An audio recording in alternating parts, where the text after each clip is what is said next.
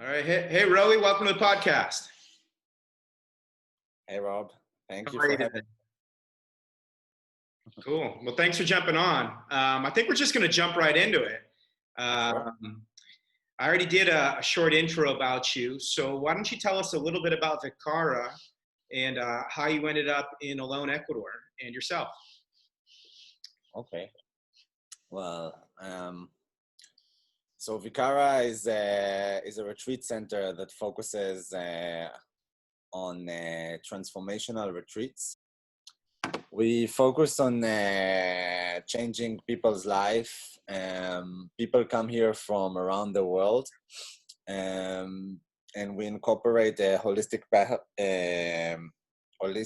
approach with plant medicine, healing, yoga, surfing, nutrition, and community. So that's in a nutshell. That's what Vikara is. It's we started about working 3 years ago. It was a very small scale. I was doing basically like one-on-one retreats, and then later, slowly I built a team, and eventually I bought a place in Olon on the beach, and we built up a center. And we opened this year in December 24th. That was our first retreat here in the new center. Cool. And well, then let's take a step back, because you just said so many things all at once. And for somebody that doesn't know really what a transformational retreat is, maybe we start with kind of your background and how you got to Alone and why Alone. Okay. So I'm originally from Israel. I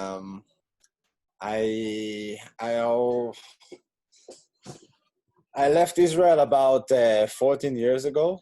I was always a bit of an unorthodox, my life was taking many turns. When I finished the army, I was always looking for an adventure, so I went on a trail of Israel. It's a long trail. It's like 1,000 kilometers trail, walking trail across the country. I then left to Germany to try out to be working for my father's company and managing a chemical company in Leuna. I ended up leaving because it wasn't something that I was drawn to. And at that point, I decided that I will always follow what really is in my heart, or what my heart is taking me. And that's how my real adventure started. So basically, from the age of 24 to about 29, I was kind of trying different things. I went to Portugal. I was living in a hippie community. And then I went to the US, and I was working with special needs. And that was really where Vikara started to form. In those years, it was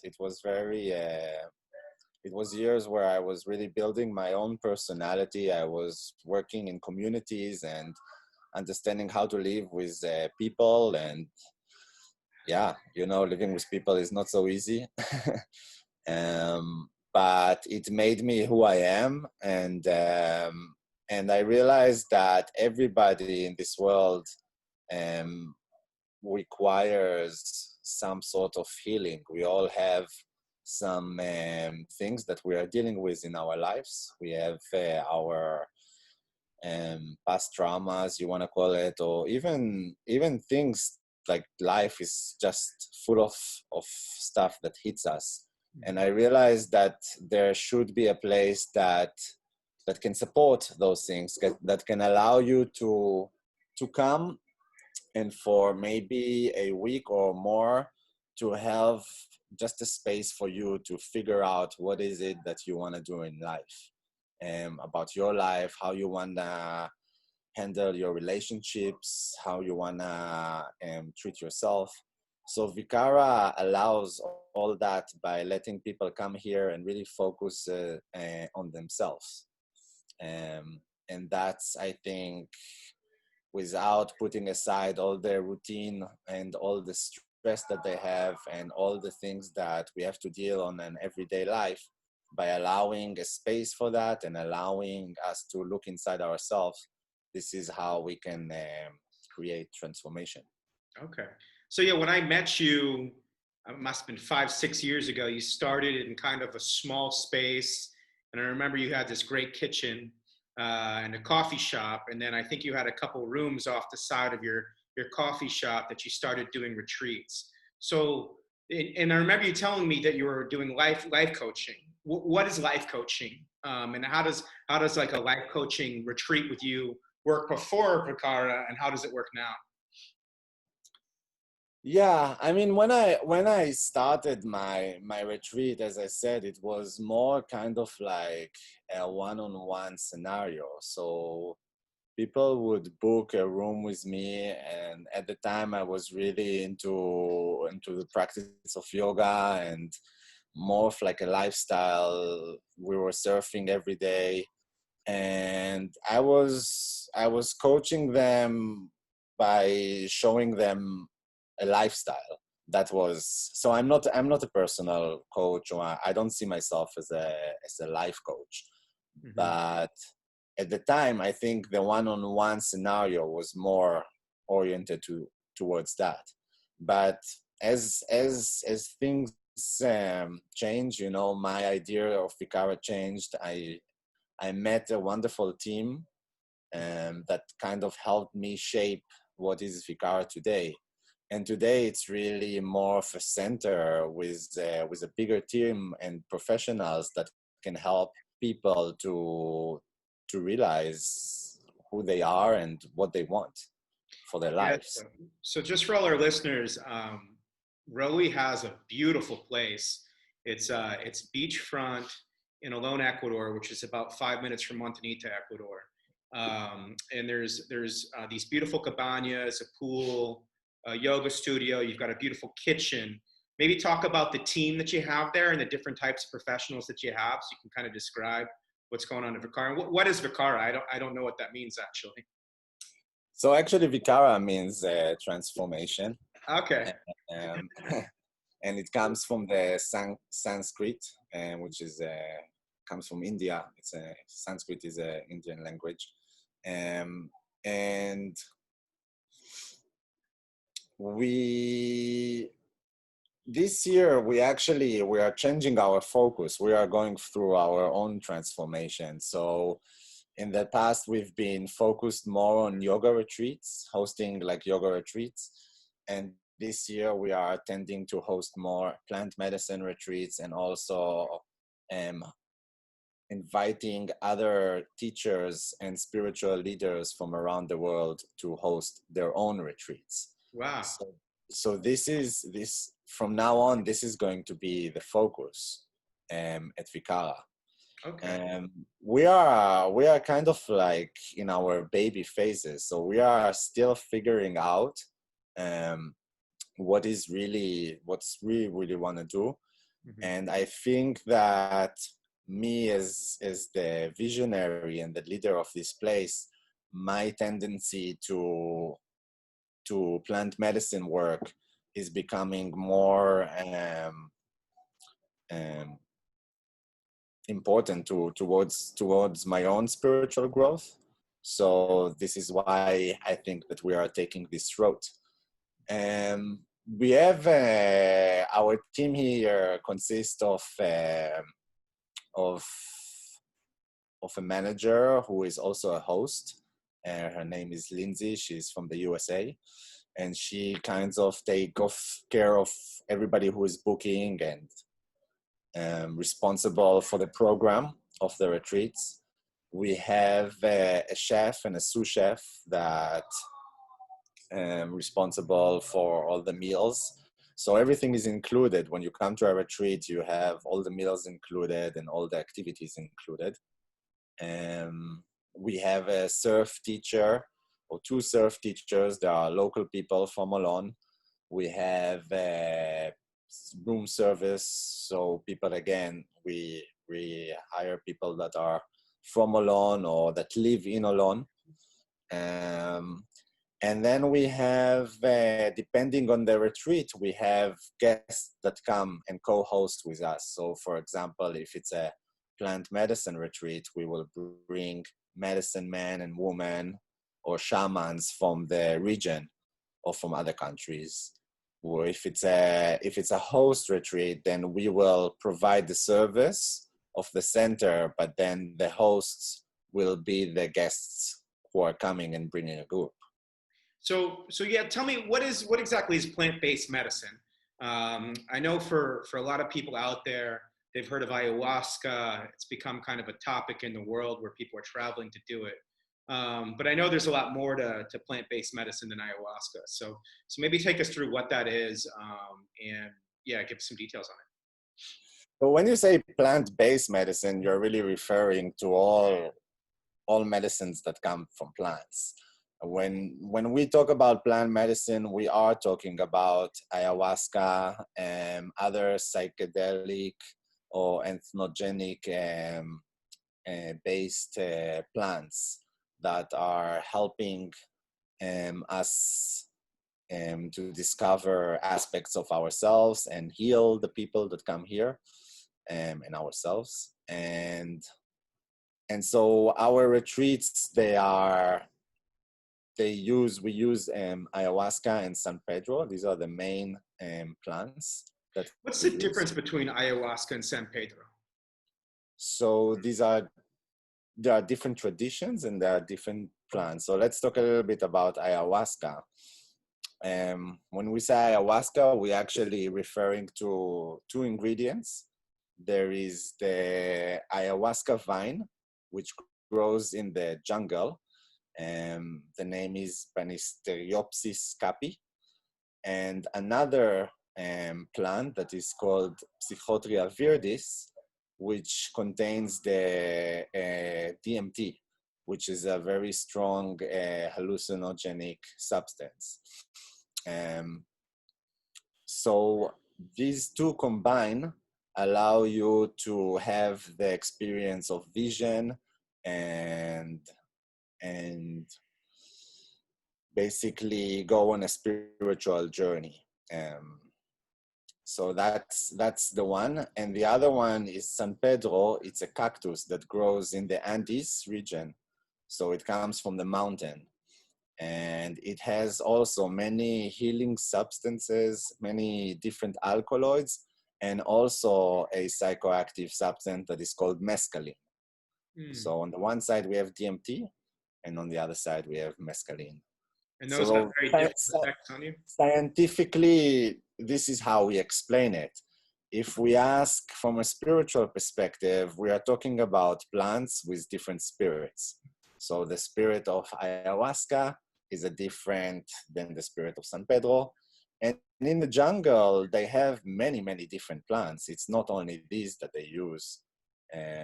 We have now, there are more psychoactive plants coming out. They're doing a lot of research now in the world with many of those plants, and they are discovering that the use in therapy is very, very effective. Something that I guess those shamans or the indigenous people have been using for a longer time, and they've known that this is the way of how to heal people. In our retreats, it's very important for us that the people that come here, they come with an intention. And the intention should be of something that is towards healing and self-discovery. You were saying that there is a lot of, there's a big hype about coming to South America and trying those plants.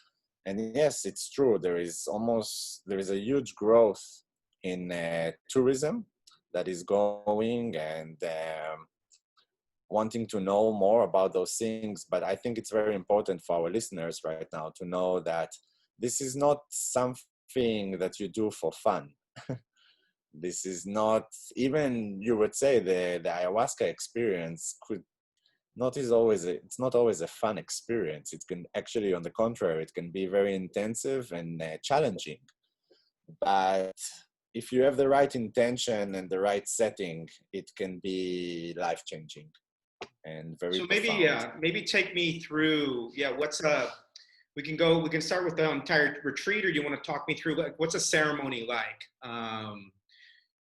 For ayahuasca or San Pedro at Vikara, and then what would a whole retreat be like? I know that, I've heard of retreats where people come for a week and they're doing ayahuasca um, every other day, and they'll alternate with San Pedro or to mezcal. How does it work with Vikara, and what's an actual ceremony like? So the difference between us and, let's say, and other retreat centers that are more like in the jungle, first of all, is the location that we are. There's the difference when you drink ayahuasca in the jungle than to drink it here next to the ocean. Um, the ayahuasca is a very, it's a, when we are in ceremony, there is a lot of energies that are happening. So I think like the setting is very important. And to be around the ocean, it just gives you a different kind of energy when you're in the jungle. And nothing is better or worse. Yeah, I'm just talking plainly different.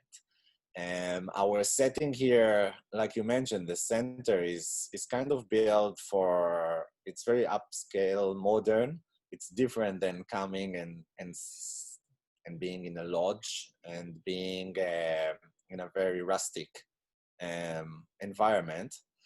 And it's, I think there is guests that would seek this kind of experience over the rustic, and other guests would seek more rustic than the upscale. So for us, this is something that makes us different than other retreat center.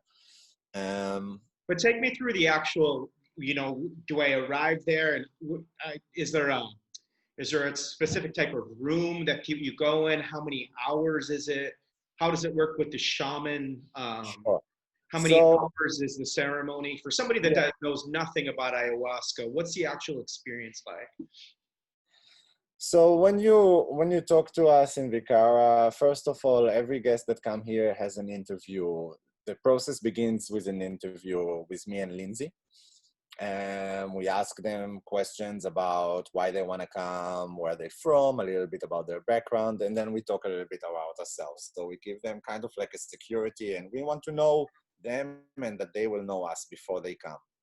When they arrive to Olon, we pick them up from the bus station and they arrive to the center. On the first day, everybody arrives, and around the evening time, we come and we have a circle together with all the guests and with the shamans and with the teachers who are going to teach yoga. And we all sit together and we explain about the program. So after that, the next day, the first ceremony that we have is called a temazcal. It's a sweat lodge ceremony, and it's a ceremony for purification. It's about an hour and a half. And it includes lots of music, fire, lots of sweating inside the lodge. And basically, this is a preparation for the bigger ceremony. This is where the guest will focus on their intention, and they will be able to purify their body through the sweat. So this is, do you have like a teepee set up on the property for this? It's called the Temazcal Lodge. The teepee is something different. Okay. It's a structure made like a little dome from bamboo, and on the bamboo we put a tarp on it, and outside of it there is a place where we have a big fire, and in the fire we put volcanic rocks.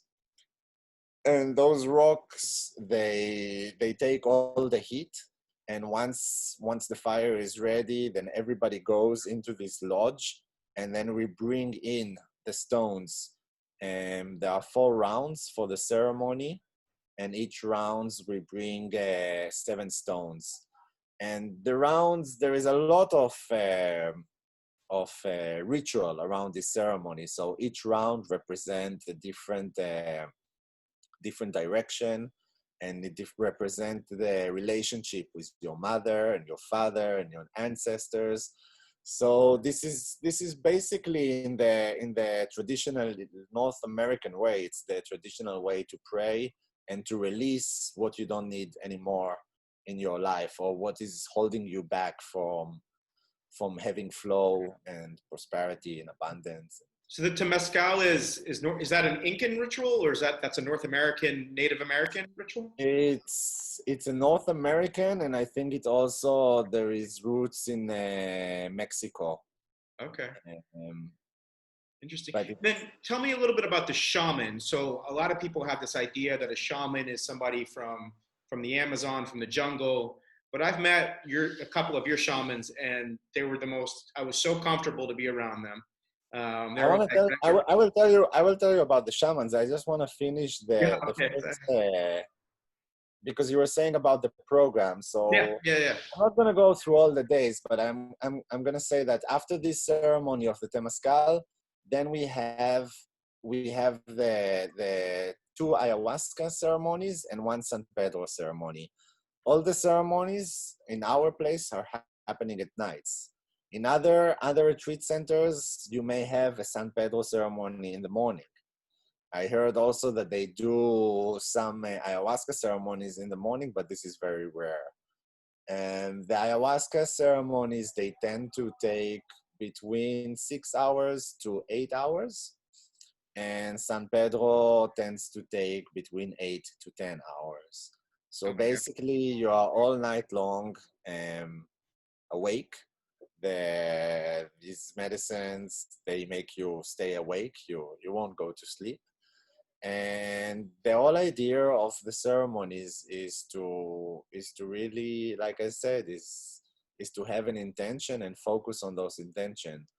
What is nice here in Vikara is that we really prepare our guests before the ceremony and also after the ceremony. So after every ceremony, we have a circle, which we call an integration circle, which each guest has the time to kind of go through a debrief process where they talk about their experience, they share the visions that they have, and then they get a reflection from the group and the shamans that are sitting and the facilitators about their experience.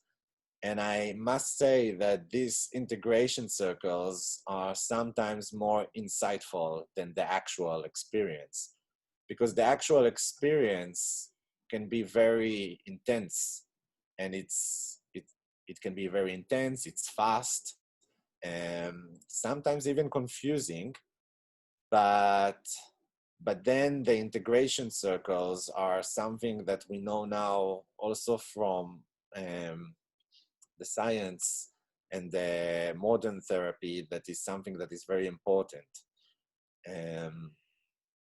So this is the big, how it's going on here. This is the big program. Also, we accompany everything with yoga classes. So how many days is that done over? So you've got the Temescal, the two ayahuascas, and the San Pedro? 9 days. 9 days. Okay. Yeah. Wow. And there's some centers. I think every center has its kind of like recipe for healing. We found that it's very good to have those days in between of reflection and kind of rest. So it's basically a day ceremony, day rest, day ceremony, day rest. Okay. And then at the end, the guests leave, and about after how many people are in this? How many people are in these ceremonies? And for us, the maximum that we can hold space for is, I would say, 12 people. 12 people. But usually it's around 8 to 10 people that come. And this is another thing that is distinct us from other centers. This is considered to be a small group. And when you go to many of the centers, they hold retreats for 20, 30 people. There is more facilitators and more help needed. But we took a conscious decision to have smaller groups so that we can have better and more intimate relationship with the guests. Great. Well, take me through the shaman and the facilitating, like you were talking about. Sure. So the word shaman actually comes from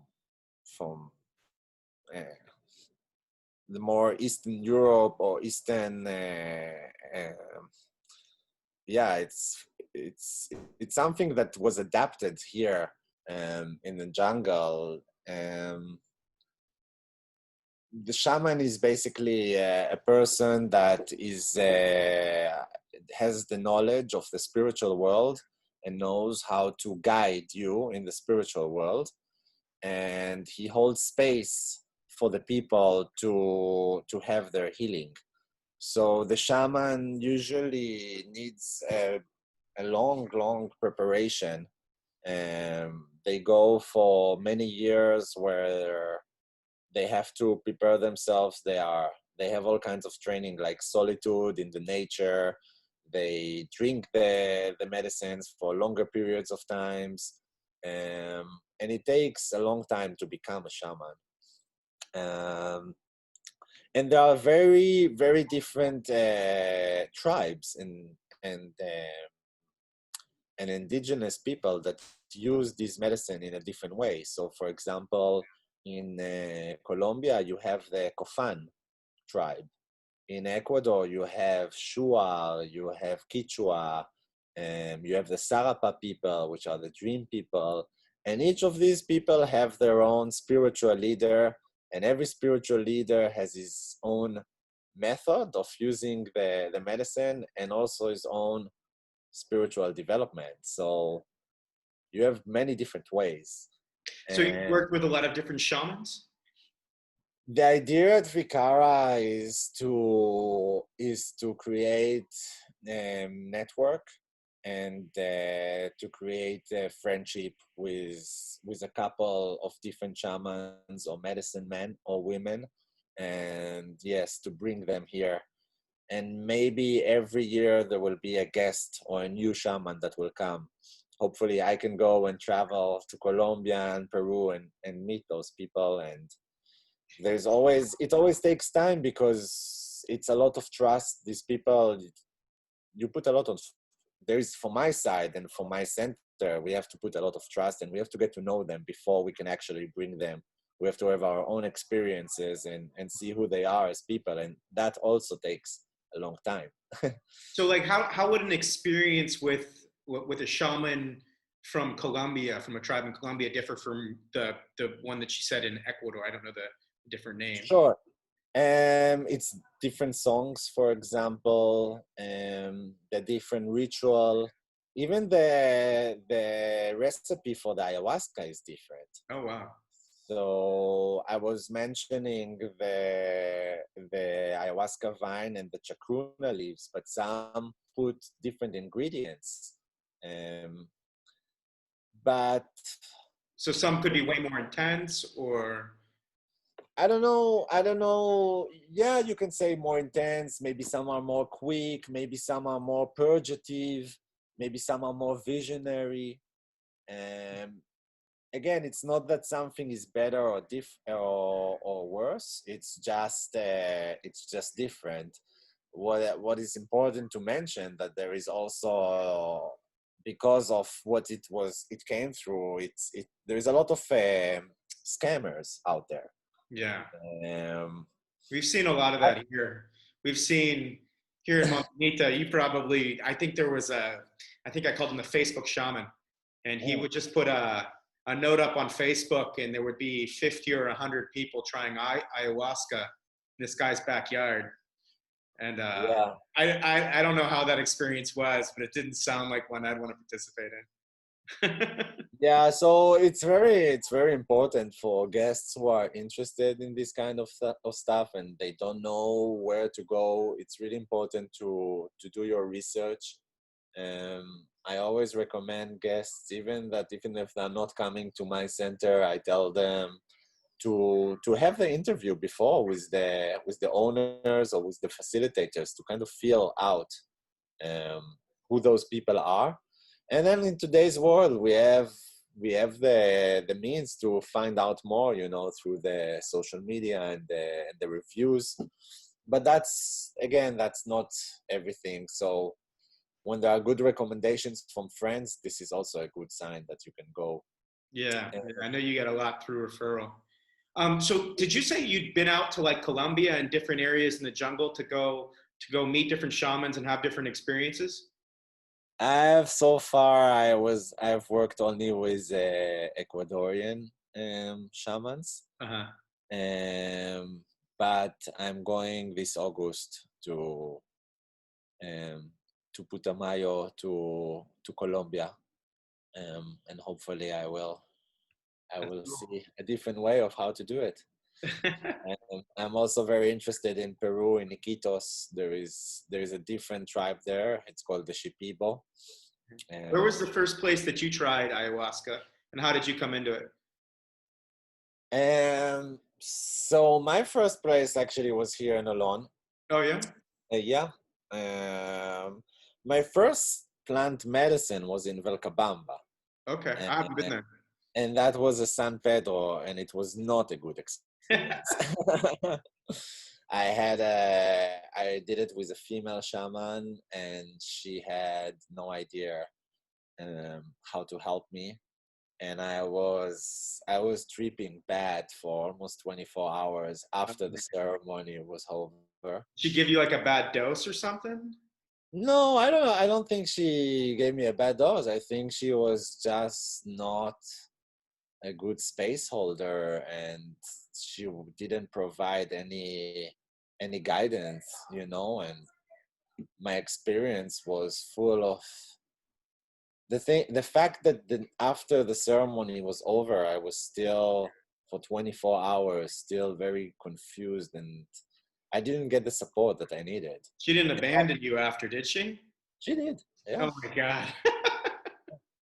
So for me, that's a great experience, you know, and I'm really grateful because it showed me like how important it is to have those retreat settings, you know. Like, you cannot, The it's very company. difficult to come and give somebody this powerful concoction or medicine, and then, you know, expect them to just deal with it.